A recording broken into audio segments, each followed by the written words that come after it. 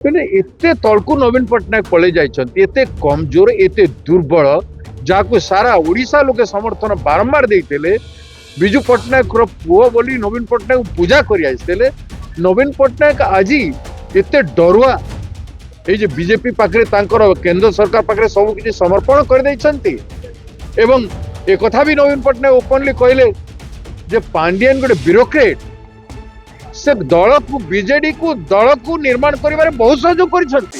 मुख्य विरोधी दल हबार कथा बीजेडी पार्टी, से माने बीजेपी रो तोषामत करुछंती। बीजेडी पार्टी जेमती चलैथिला सांबादिक मानकर जो जो अधिकार को जेमती असेंबली भितरे जते थिला, आज सेटा सब रेस्ट्रिक्शन कर देछंती। बीजेडी भी करिथिला, एमाने ताको फॉलो करिके बीजेपी भी सेटा करूछि। किंतु कांग्रेस समय सांबादिक मानकर पूर्ण स्वाधीनता थिला विधानसभा भितरे। तो से जिनिस कांग्रेस सदाबेले करि आछि, करिबो मध्य। किंतु आज दुर्भाग्य कथा एटा, बिजू पट्टनायक पुत्र बीजेडी पार्टी रो मुख्य नवीन बाबू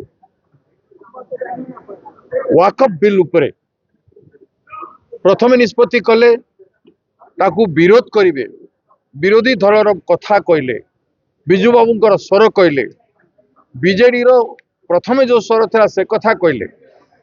किंतु जेते बेले भोट हला से समय परिवर्तन करदेले।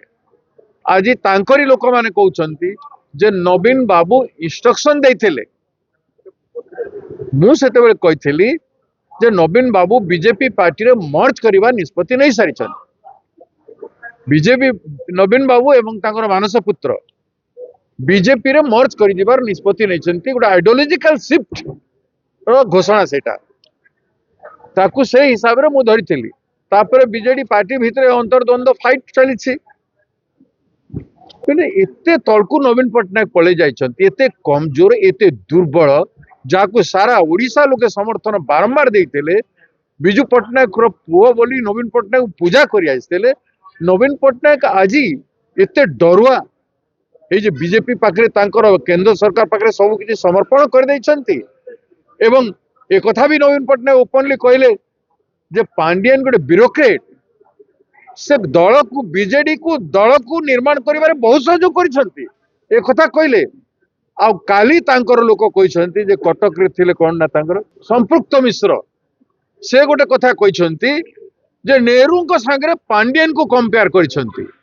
नवीन बाबूंकर डायरेक्शन रे संपृक्त मिश्र जे गोटे कंपनी रे चाकरी करूथला, से कंपनी रो चाकरी करी ताकू आनी करी एमएलए एमपी टिकट कटक भलिया संसद रे निर्वाचन रे लड़ेले।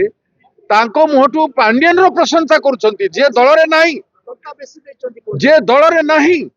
एटा कोन नेहरू को सहित बिजू पट्टनायक काम करथिले, हाथ को हाथ मिसाई नेहरू को निर्देश रे बिजू पट्टनायक बड़ बड़ कथा करिसंती।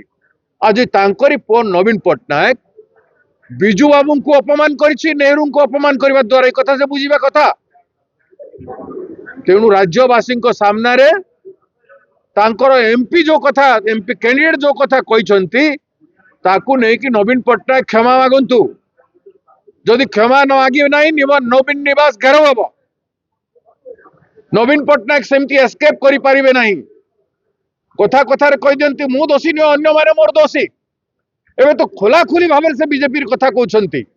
नेहरू को असम्मान करिबार कौन अधिकार नवीन पट्टनायक किंबा तांकर दलर लोकंकर नाही।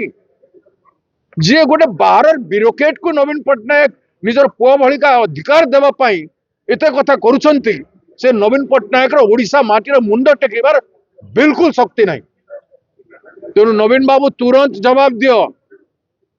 ए प्रश्न तुमको बिजू पट्टनायक पचारुछे, मन रख। तमें नेहरू को अपमानित कर तमरी लोके तमरी छत्र छाया तले, तमें तार उचित जवाब नहीं देव नहीं, तार प्रतिध्वनि तुमको शुणा पड़े। जदि आपंक आम भिडी भल लगा तेब आम चैनल को लाइक, शेयर और सब्सक्राइब करने को जमा भी भूलु नहीं।